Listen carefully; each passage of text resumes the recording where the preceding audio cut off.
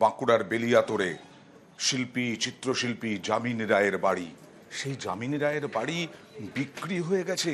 সেই যামিনী রায়ের বাড়ি ঐতিহ্য আর থাকলো না। সেই যামিনী রায়ের বাড়ি কারা নিল, কাদের চক্রান্তে বিক্রি হলো, প্রশ্ন এটাই। কোথাও খসে পড়ছে প্লাস্টার, কোথাও ভেঙেছে ইট, চারদিকে ঝোপ জঙ্গল। এটাই কিংবদন্তি চিত্রশিল্পী যামিনী রায়ের বাড়ি। বাঁকুড়ার তার এই বাড়ি বিক্রি করে দেওয়া হয়েছে বলে অভিযোগ। চিত্রশিল্প কেউ বুঝুক না বুঝুক, যামিনী রায় সবার। তাঁর আঁকা ছবি আর্ট মিউজিয়ামের দেওয়াল থেকে আমবাঙালির ঘরের দেওয়ালে। বিষ্ণু দে তাকে তুলনা করতেন পাবলো পিকাসোর সঙ্গে। এহেন যামিনী রায়ের বাড়ি বিক্রি করে দেওয়া হয়েছে বলে অভিযোগ। এই বাড়িটি বাঁকুড়ার বড়জোড়া ব্লকের বেলিয়াতোড়ে। 15 কাঠা জমির ওপর একতলা বাড়ি, অবহেলায় পড়ে রয়েছে। এই বাড়িতে একটা সময় ছিল মিউজিয়াম। স্থানীয়দের দাবি প্রায় বছর 10 ধরে সেই মিউজিয়াম বন্ধ। সম্প্রতি এই বাড়ির ঝোপ জঙ্গল সাফাইয়ের কাজ শুরু হয়েছে। এতেই বেড়েছে সন্দেহ, উঠেছে অভিযোগ, তুঙ্গে তরজা। শুনছি আমি ওই এলাকার মানুষের কাছ থেকে যে পঞ্চায়েত সদস্য একজন তৃণমূলের, তিনিও যুক্ত আছেন এবং আরো অনেকে জমি দালালিদের সিন্ডিকেটের সঙ্গে যুক্ত আছে, তারা সবাই এর সঙ্গে যুক্ত আছে। এর বিরুদ্ধে তো প্রতিরোধ করব।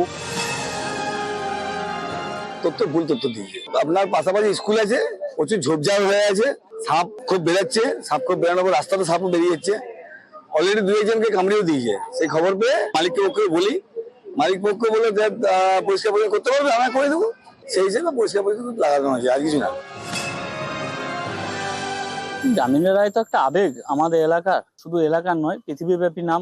যেটা শুনতে পাচ্ছি যে সম্পত্তিটা বিক্রি হয়ে যাচ্ছে, না হলে ভালো হতো। সরকার যদি এটাকে অধিগ্রহণ করতো, জায়গাটা খুব ভালো হতো। এখনো পর্যন্ত আমার কাছে নির্দিষ্ট তথ্য নেই যে বাড়ি বিক্রি হয়েছে বা হস্তান্তর হয়েছে।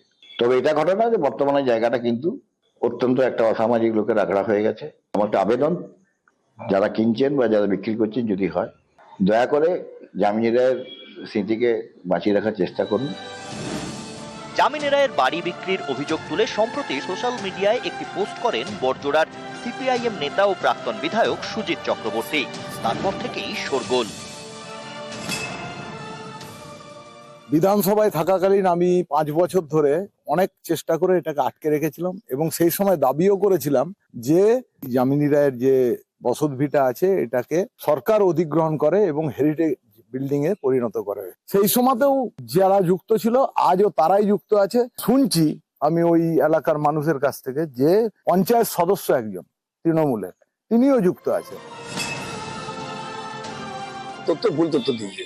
যদি যামিনী রায়ের বাড়ি হতো আমি বাধা দিতাম, কিন্তু ছেলে মেয়ের বাড়ি, তাও তো বিক্রি নয়, পরিষ্কার পরিচ্ছন্ন করতে এসছে দিতে গিয়ে, সাপ করে বেরোচ্ছে বলে, আর কিছু না।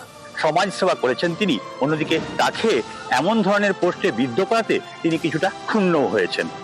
বাঁকুড়া বেলিয়াতোড় থেকে প্রিয়ব্রত গোস্বামী, নিউজ 18 বাংলা। শিলিগুড়িতে জঞ্জাল যন্ত্রণা। সেই জঞ্জাল কখন ফেলা হচ্ছে? যখন সন্ধেবেলা পুরকর্মীরা সাফাই করে যাওয়ার পরে আবার নতুন করে জঞ্জাল ফেলা হচ্ছে। সেখানে জরিমানা করা হবে, সিসি ক্যামেরা বসানো হবে, রাত্রিবেলাও সাফাই হবে। আরামবাগে আবর্জনার পাহাড়, সেখানে হাওড়ার আতঙ্ক।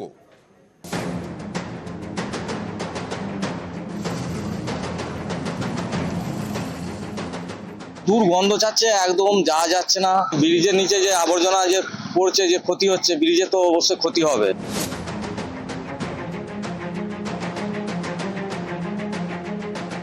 হোটেল দোকান যতগুলো আছে সব এখানে এসে নোংরা ফেলে। রাত্রে বলি এখানে ফেলতে না করি, তাও এসে ফেলে দেয়। কাকে একে না করবো? রাজ্যের গুরুত্বপূর্ণ শহর শিলিগুড়ি, এখানেই যেখানে সেখানে পড়ে আবর্জনা। রাস্তার পাশে জমছে জঞ্জাল। সকাল সন্ধে দুবার করে আবর্জনা সাফাই করে শিলিগুড়ি পুরসভা। স্থানীয়দের দাবি, সন্ধে 7টায় সাফাইয়ের পর রাস্তায় আবর্জনা ফেলা হয়। আবর্জনা ফেলে বিভিন্ন হোটেল, রেস্তোরাঁ। এটা বন্ধ করতে পদক্ষেপ নিতে চলেছে তৃণমূল পরিচালিত শিলিগুড়ি পুরসভা। সিদ্ধান্ত হয়েছে সকাল সন্ধ্যের পাশাপাশি রাতেও আবর্জনা সাফাই করবেন পুরকর্মীরা। শিলিগুড়ির গুরুত্বপূর্ণ এলাকায় বসানো হবে সিসি ক্যামেরা। রাস্তায় আবর্জনা ফেললে জরিমানা দিতে হবে। প্রজেক্ট ডাইরেক্টর জলি চৌধুরীর সাথে কথাবার্তা হয়েছে, ওরা আমাদের নাইট সার্ভিসে গভর্নমেন্ট থেকে হেল্প করবে বলেছে, সলিড ওয়েস্ট ম্যানেজমেন্টে। চেষ্টা করে আমি ওখানে পুরো সিসি লাগাবো।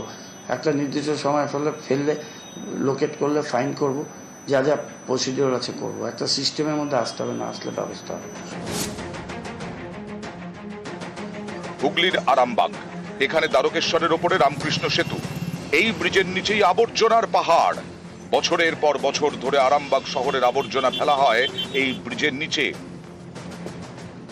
আরামবাগের রামকৃষ্ণ সেতু, আরামবাগ শহর থেকে পশ্চিম মেদিনীপুর এবং বাঁকুড়া যাওয়ার যোগাযোগের অন্যতম গুরুত্বপূর্ণ এই সেতু, অথচ এই গুরুত্বপূর্ণ ব্রিজের নিচেই এভাবেই ফেলা হচ্ছে পুরসভার গোটা শহরের আবর্জনা।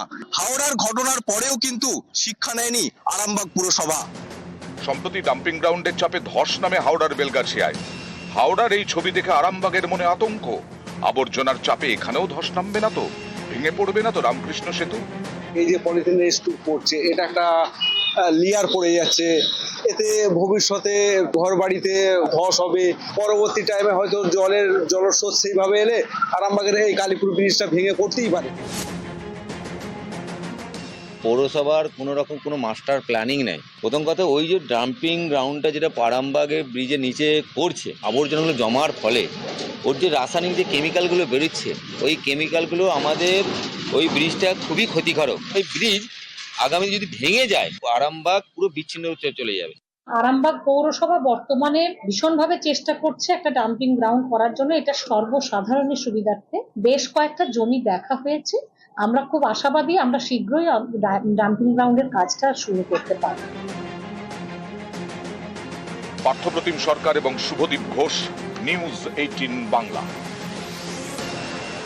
এবার চলে যাব হাওড়ায়, বেলগাছিয়ায়। হাওড়ায় আবর্জনার পাহাড়, ধস বিপত্তি, আর সেই বিপত্তিতে ক্ষতিগ্রস্ত বহু মানুষ।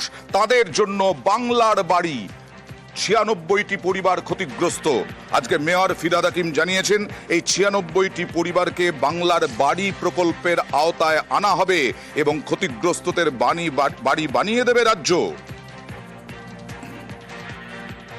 যাদের ভোটার লিস্ট ওখানকার নাম আছে, আধার কার্ড আছে এবং পুলিশ ভেরিফিকেশনে তারা ওখানে থাকে, তাদের জন্য বাংলার বাড়ি আমরা শুরু করে দিচ্ছি। অলরেডি সয়েল টেস্ট করেছি যাদবপুর, রিপোর্ট আসলে আমরা ওই জায়গাটা আপনাদের ডিসক্লোজ করে দেবো যেখানে হবে। 96 ফ্যামিলি আমরা 6টা বাংলার বাড়ি করছি, এক একটা টাওয়ারে করে। এটা 1-1.5 বছর সময় লাগবে। তার মধ্যে ওদের ওখানে আমি কন্টেনার করে দিয়েছি, কন্টেনার ওরা থাকবে। আর কিছু মানুষ আছে যারা কাছাকাছি, তাদের বলেছে আত্মীয়দের বাড়িতে থাকবে। গতকালই পুর নগর উন্নয়ন মন্ত্রী জানিয়েছিলেন যে এই আবর্জনার পাহাড় ভাগাড় কেটে মাঠ তৈরি হবে 3 বছরের মধ্যে। এই আবর্জনা কোথায় যাবে?